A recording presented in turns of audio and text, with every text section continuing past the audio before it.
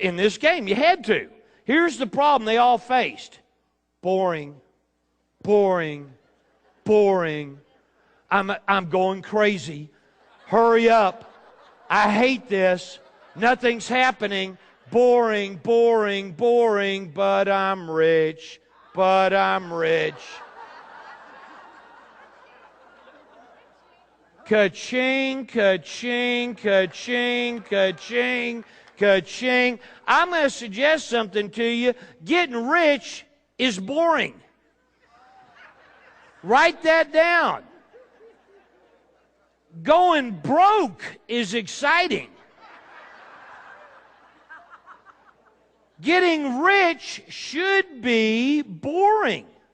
And for most people, the truth is, they are addicted to adrenaline. They're addicted to the rush. They want excitement. You don't put excitement into your money. Making money should be boring. And the reason is because you're removing all of the emotions. Does that make sense? All right, good. Tell me something you just learned.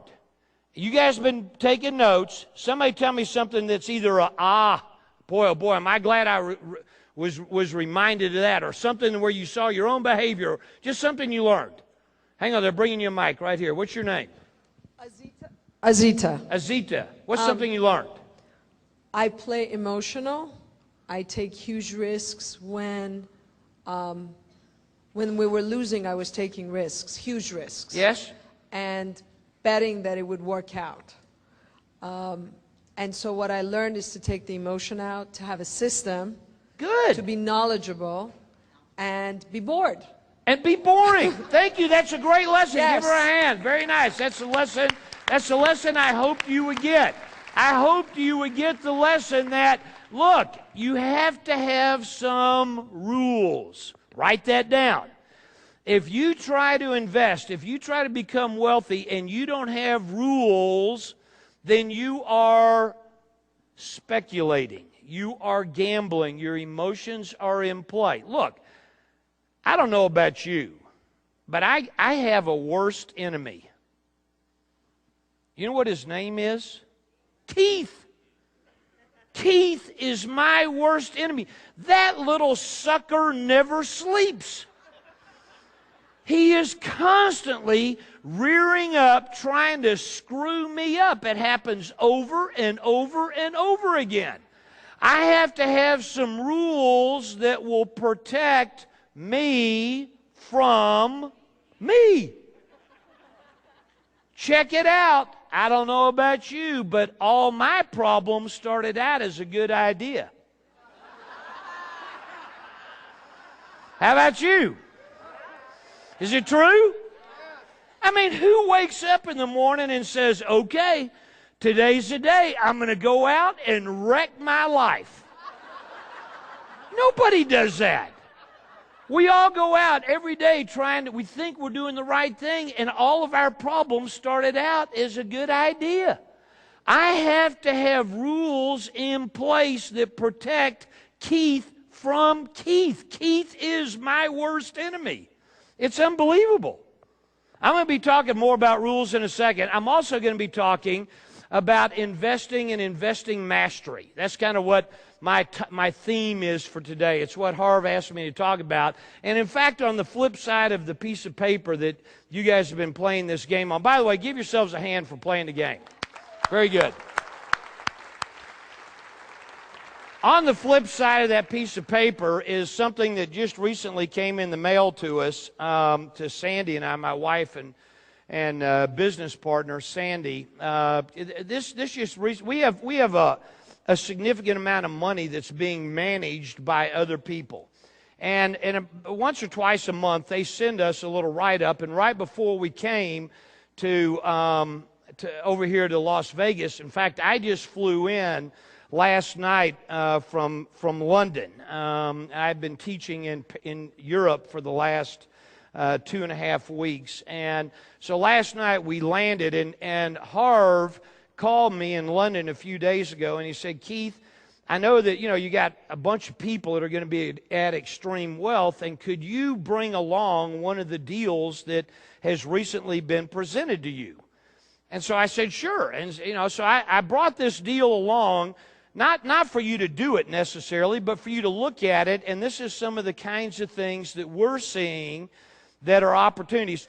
Let me give you a summary. It looks like they got a patent. It looks like this particular motor that they have will increase the power of about 50%. It looks to me like it's environmentally very friendly. It's hydrogen and ethanol. It looks to me like there's less complications than there are with conventional kinds of engines. It's easy to repair, and their primary target market appears to be China and India, which are both very large, very emerging markets. So at the bottom of your piece of paper, just based on what you've read, if this is something that you would be interested in doing, just write down, and I'm going to suggest we just play with $1,000. You write down 0 as the amount that you'd be interested in investing, or you write down up to 1,000.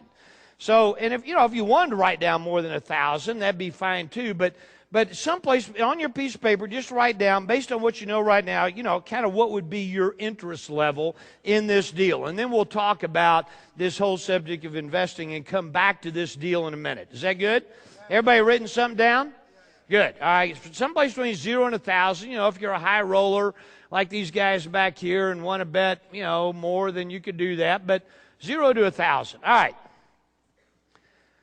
I believe that one of the biggest problems that people have when it comes time to make decisions, particularly around the subject of money, is that they don't take time to think.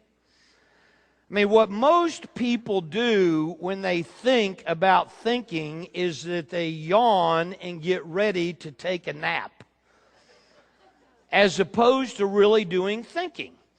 I was hired in the early 1970s by two guys who became my mentors, and when they hired me, what they said is, Keith, we promise you that over the next 2 years, we will teach you everything we know. These guys were very, very successful business people.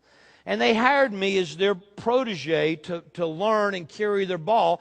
So the very first thing I said I wanted to do was learn. And then I started, after I learned and I practiced a little bit, then all of a sudden I had some competence. I had some competence and was able to actually start doing deals on my own. By 1980, 81, 82, I had made an enormous amount of money. I was very successful, literally had millions and millions. In 1982, I was 32. So for those of you doing the math, it's 2007, so I'm 57. So in 1982, I'd made an enormous amount of money. We were very successful, and I was buying a business. I was buying another company, and I was raising money for this deal. And who I was raising money from is an investment bank named Drexel Burnham. Now, Drexel Burnham was the king of investment banking in the 1980s, and kind of like Goldman Sachs is today. But back in the 80s, it was Drexel Burnham. And Drexel Burnham was the inventor of something called junk bonds. Junk bonds is debt that is very low quality debt, but it's how in the 1980s, T. Boone Pickens and Carl Icahn and all these, Ivan Boesky, were all busy buying companies, and they were the corporate raiders. Well, in the 1980s, I was buying a business. The business price was $140 million, and I went to Drexel Burnham and I said, could you guys provide the financing in order to allow me to buy this business? And Drexel Burnham said, yes, we would love to provide the financing, Keith. You got the track record, you got the experience, we'd love to help you raise this money. The deal is totally buttoned up, everything is all ready, the paperwork has been prepared. We're within a matter of maybe a week of funding this deal and closing the transaction. And my guy in New York, whose name is Leon said, Keith, there's only one final hurdle. The hurdle is that you need to go and fly to Los Angeles and meet with Mike Milken. Now, Mike Milken in the 1980s was the father of junk bonds. He was like incredibly well known in the Wall Street financial world. He was extremely rich. His salary and his bonus from 1979 to 1985 averaged $1 billion a year. So he's very successful, very rich, and Leon says, Keith, you got to go have a meeting with Mike Milken before we can do this deal. And I said, all right, I'll go meet with Mike Milken. Where is he? And Leon said, well, he's in Los Angeles. And Keith, what you're going to do is you're going to fly to Los Angeles. They're going to show you into a little room. In this room, there's going to be a total of 7 chairs. There's going to be 5 of the Drexel people in this little conference room. There's going to be a chair for you, and right next to you, there's going to be an empty chair. And the meeting is going to get going, and Leon said, Keith, you're just to start making your pitch. You just go in and get going on this thing. Tell them why this is a good deal. And at some point into the meeting, the door is going to open, and in is going to walk a little bitty short guy with a bad toupee. That guy is Mike Milken. Mike's going to sit down next to you. Don't say a word. Don't stand up. Don't break stride. You just keep right on going. Don't say anything. Just keep on going. And then at some point, if Mike likes everything he hears, he's going to leave. He's not going to stay the whole time. Now, Keith, he said, Keith, you're going to get nervous if he stays too long. Because that's not good if he stays too long. It's going to be very short, in and out. Don't say anything to him. He doesn't like that. This is not about him. This is only about the deal. I said, no problem. I got it. So I fly to L.A. I get to the little conference room, 7 chairs. I'm in there, 5 of their people in there, empty chair right by me. The 5 people say, okay, let's get going. Man, I am rolling. I am smoking. I'm telling them why this is a good deal, about competition, about market value propositions, competitive advantage, management teams. I am cooking. The door opens. In walks this little bitty short guy with a bad toupee. He sits down right next to me. I don't break stride. I just keep on going. And I go for another 5 minutes, and the door opens again. They didn't tell me that was going to happen, so I stopped. I turned around, I looked at the door, this guy sticks his head in, I said, I'm sorry to interrupt. Mike, we have to have a decision on the takeover of Gulf Oil. I went, whoa, that's a big deal. Mike Milken, who's sitting right next to me, says to me and the rest of the room, he says, I'm sorry, give me 1 minute. Mike Milken opens his little day timer, turns a page, and says this: the next time I'm scheduled to think is from 3 a.m. to 5 a.m. on Thursday morning. You will have an answer at 5 a.m. I went, whoa. These boys are playing at a whole different level. You know what I mean? I mean, first of all, they're scheduling time to think. Are you kidding me? I've never done that in my life. I'm a gunslinger. I'm a ready, fire, aim, like this woman said over here. That's kind of how I did it. And I said, whoa, here's a guy who's obviously very smart, very successful. He's made a ton of money, and he is scheduling time to think. Not only that, it's from 3 a.m. to 5 a.m. in the morning. So I sat there and I opened my little notebook and I said, note to self. Schedule time to think. Now, let me ask you a question. Has anybody in here besides me ever learned something and then forgot to use it? Yeah. That's what happened to me. So here I am. I buy this company. I mean, I'm hot. I'm on a roll. Everything is good. I start buying real estate. I'm loading up with debt, and pretty soon I got hundreds of millions of dollars of debt. The economy started turning, and the liquidity, kind of like it is today, got drained out of the market, only it was worse. And ultimately, I couldn't sell any of the assets that I had, and my assets kept going down in value, but my debt stayed right here. So for a while, I was like this, worth a ton. And then pretty soon, I mean, here's my debt and here's my assets, and I'm going, boy, this is getting worse and worse and worse. It reminds me of W.C. Fields said one time, I sure hope I break even on this deal. I really need the money. That's the way I was feeling. I was just hoping I was going to break even on this thing. I spent 4 years of my life negotiating my way out of several $100 million of personal liability debt. I had a lot of cash, I had a lot of net worth, and I just started trading. For 4 years, I made no money. All I did is go to the office every day and call my lenders and say, okay, look, I'll give you back your property, I'll give you back the assets, and I'll give you a little bit of my cash. And I was successful. After 4 years, I got back to zero. My accountants came to me in 1990, and they said, Keith, congratulations on getting out of debt. I said, thank you very much. I'm even. I have no assets. I have no debt. I got zip, nada, nothing. I got nothing.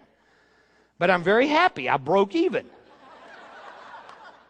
And my accountant said to me, Keith, the bad news is when there was debt forgiveness, so if I owed a bank $10 million and I only gave them back $6 million, then I had $4 million of debt forgiveness, right? Does that make sense? They said, Keith, the bad news is that debt forgiveness is phantom income to you. I said, all right, so what? They said, well, you owe taxes on that phantom income. And I said, well, I didn't ever get the money. They said, we know. That's why it's called phantom. I said, well, how big is the problem? They said, $9 million. You owe the IRS $9 million. I said, well, I don't have that much anymore. I used to have it, but then I had to solve all these other problems. I said, I tell you what, let's do. Since it's phantom income, why don't I pay them with phantom cash? Fair is fair. They said, that ain't going to work. I said, good. What's my options? They said, well, your option is you can either pay it or you can file bankruptcy on February the 12th, 1991. Worst day of my life. February the 12th, 1991, I had to declare personal bankruptcy. And I had pissed away an enormous fortune. And the reason that happened is largely because I had learned a skill in 1982 that I forgot to use, and it was the skill of thinking. I'm going to suggest something to you, is that when you learn something and you practice and you get competent at it, what that usually leads to is arrogance. That's what it usually leads to. I mean, the problem with success is that success breeds complacency. Success breeds arrogance. And I see it all the time in the teaching that I do with entrepreneurs and people who want to be entrepreneurs. I mean, people who get their first bite at the apple and start getting some success all of a sudden start getting cocky. And that's what happened to me. I actually I told somebody one time at the height of my wealth, I said, and my wealth was real. I mean, I had a lot of cash. It wasn't just on paper. I told somebody one time that I was kind of like Halley's Comet. You know, a guy like me only comes around about once every 70 or 80 years or so. I mean, that's the height of arrogance. But that's where I was. And so I started a sabbatical. And this sabbatical started in 1991. I didn't know how long it was going to last. It ultimately lasted 18 months. There's a reason I'm telling you this story. The sabbatical lasted 18 months. During the sabbatical, I said, my goal cannot be to get rich. I'm broke. I'm broken. There's a part of Keith who is broken because I'd spent my entire life up until then going for success, and it wasn't working. My marriage wasn't working. I was a sorry dad. I was a sorry husband. I was bankrupt. I had no money. And I said, I gotta work on Keith. That's the primary thing that needs to happen. I grew a ponytail. I got my ear pierced. I studied the world's religions. I read 180 books, theology, philosophy, all the ologies, psychology. And a way I describe this time is it's like being a basketball player and it's halftime. And I'm one of the players. And the buzzer goes off, and as I'm trotting off the court to go into the locker room, I turn around and look at the scoreboard, and the scoreboard says the score is 87-3. The other guy is winning. So I sat in the locker room in my halftime and asked myself the question, how do I win this game? How do I win this game? How do I win this game? I was stuck. Turns out that's a horrible question. It wasn't until I changed the question from how do I win this game to how am I going to play? It's not about winning the game. It's about how are you going to play. I changed the question and very quickly was able to emerge from this sabbatical that I was in. The sabbatical lasted 18 months. Within 3 years after I left my sabbatical, I had recreated my entire net worth. The entire thing. I'd made all the money back. Now the question is, how'd that happen? I'll guarantee it happened because I had skills and tools. If you don't have skills and tools, you can't do it the first time unless you get lucky and rely on hopium. Do you know what hopium is? That's what most people are busy relying on, hopium. I hope it'll work.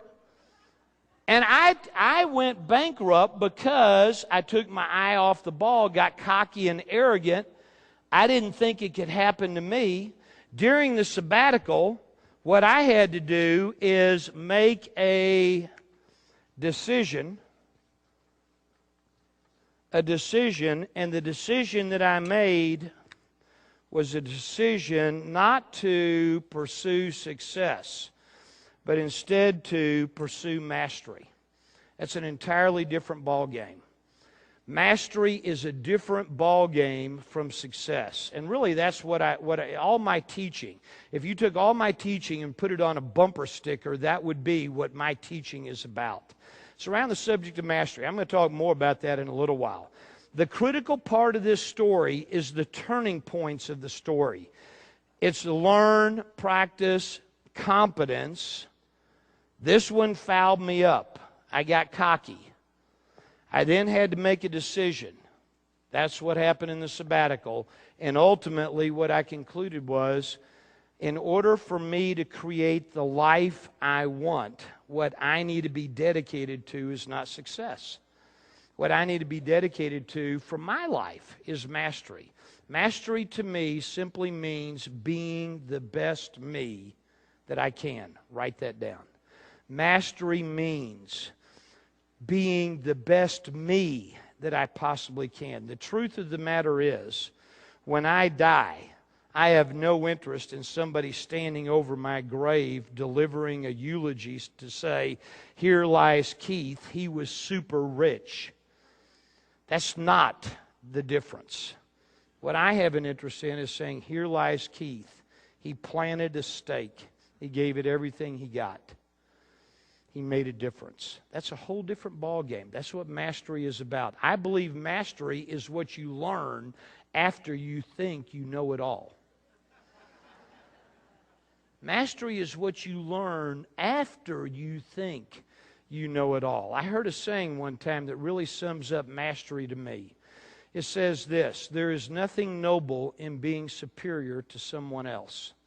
The only true nobility is being superior to your former self. There's nothing noble in being superior to someone else. This is not a race.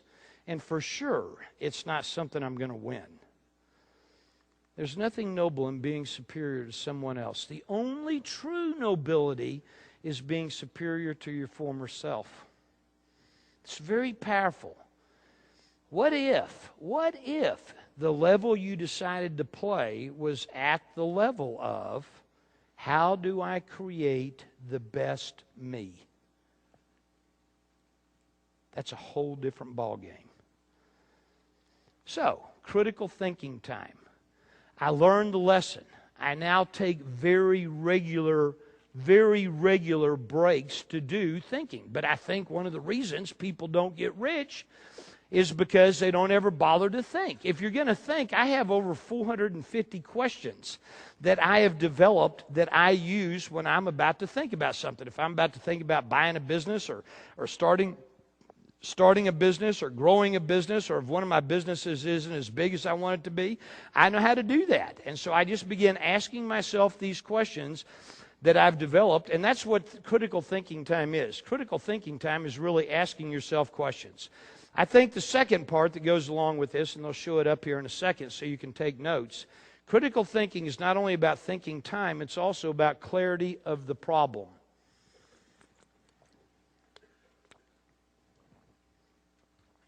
Clarity on the problem. What is the problem? Here's the way that looks for me. Can y'all see this okay? Are they getting it up there? Okay, good. All of us have an is line in our lives. There's something that is. And I think one of the problems that people have is they rarely tell the truth about what is in their lives. People don't tell the truth. I mean, think about it. When's the last time you truly told yourself the truth about anything? Not only that, we don't even have people around us to tell us the truth. You know how I know that's true? Is because right now, every single person in this room can think of a friend or a family member who's in the process of screwing up. I mean, not a little, big. You're watching them screw up right now, and you're not saying anything. You're keeping the peace. You don't want to screw up this year's Thanksgiving. So let's say nothing. People don't tell themselves the truth. People don't surround themselves with people that will tell them the truth. People don't have someone around them that watches them swing. I think one of the great things about being in a partnership, it's a partnership that I have with my wife, Sandy. I mean, it's a partnership not only in relationship, it's a partnership also in our life, in our business. There is no separation. I mean, it's work and personal and everything is kind of in one big blob. But we've given ourselves permission to tell each other the truth. That's extraordinarily powerful. Without somebody else telling me what they see, I will be blind. It's called a blind spot. You have them, I have them. That's why Tiger Woods has 6 coaches. The reason Tiger has 6 coaches is because he can't see himself swing. You can't see yourself swing. And so what we tend to do is keep doing the same thing over and over again, and we don't tell ourselves the truth. Is there anybody in here who really and truly believes that they have been consistently telling themselves the truth? I mean, really? We don't. We don't tell ourselves the truth. I mean, we don't put on a seatbelt. We don't eat right. We don't exercise. We somehow are relying on hopium and luck in order to become wealthy. We think that we can become wealthy without learning critical skills and tools. Have we lost our mind? We think we can become wealthy by changing our mind. Michael Dell did not get rich by changing his thinking. That's not how he did it. It's not how Warren Buffett did it. Is it important that you have good psychology? Of course. But if that's all you do and you expect to get rich off of that, you just look at the most successful people on the planet and ask yourself the question, how did they do this? Is it because they sat down and read a book and changed their thinking, or is it because their psychology was good, but what's the core reason they got rich? It isn't because they read a book. It isn't because they took a seminar. It's because they got off their big fat butts and went out there and learned critical skills and tools and then practiced and corrected and practiced and corrected and practiced and corrected until they became a master. That's how they did it. Name one person who's one of the 10 wealthiest people on the planet who got there by doing the least, who got there by cutting in line, who got there by relying only on their natural talents. Name one. Name one person who's the best in the world at anything. I don't care what it is. Riding a bicycle. There's somebody out there who's the best in the world at it. Making money, investments. There's somebody out there that's the best in the world in it. Building computers. There's somebody out there that's the best in the world at it. Whatever business you happen to be in, there's somebody out there who's the best in the world at it. Name one person who's the best in the world who got there by doing the least, who got there by cutting in line, who got there without learning critical skills and tools, who got there without being an apprentice. I just said something very important. Very important. Every single master on the planet, I don't care if you're talking about Tiger Woods, if you're talking about Warren Buffett, if you're talking about Vladimir Horowitz, who's one of the great pianists of all time, you could be talking about Michelangelo. Every single master at one time was an apprentice. Why were they an apprentice? So that they could learn what doesn't work. Holy cow, if you have to go out and remake every single mistake that Michelangelo made, or that Lance Armstrong made, or that Warren Buffett made, the reason you study with masters is so that you don't have to repeat all the mistakes and you can find the things that do work and then stand on their shoulders. You have to be an apprentice.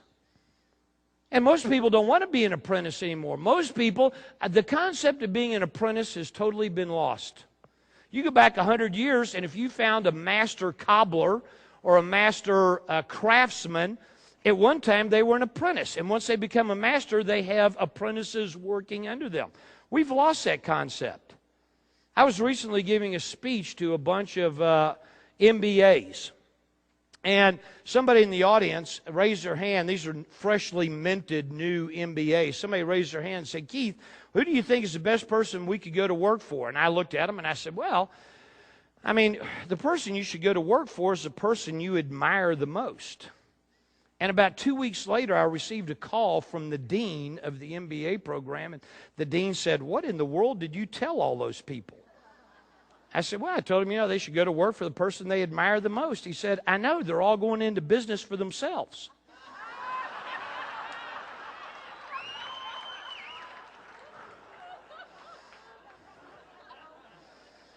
You got to tell the truth about what is. If you don't have skills and tools, you can't be hacked off that you're not accelerating your pace to what you want. So telling the truth about what is. So we all have an is line. We also all have an ought line. An ought line. Is and ought. Ought is the way we would like for it to be. Is the way it is. What's the difference between is and ought? What's the difference? What do we call that? Yeah, we call that the problem. The difference between what is and what ought is what we identify as the problem, right? Hello? Yes, that's the way we do it. So what I want you to do on your piece of paper right now, nobody's going to look at it. Nobody's ever going to see it. I'm not going to call on you. You're not going to have to turn around and share with your neighbor. So here's an opportunity to tell the truth. What I want you to do is write down on your piece of paper one of your top 3 problems. Now watch, here's how you do it. Here's what you do. Watch me. You get your pen and you cover it up so nobody can see it. And you write really, really, really small so nobody can see it. But you're not going to have to think about this. Everybody in here knows what one of their top 3 problems is. 10 seconds. Write down one of your top 3 problems. 10 seconds. You already know what it is. You don't need to think about it.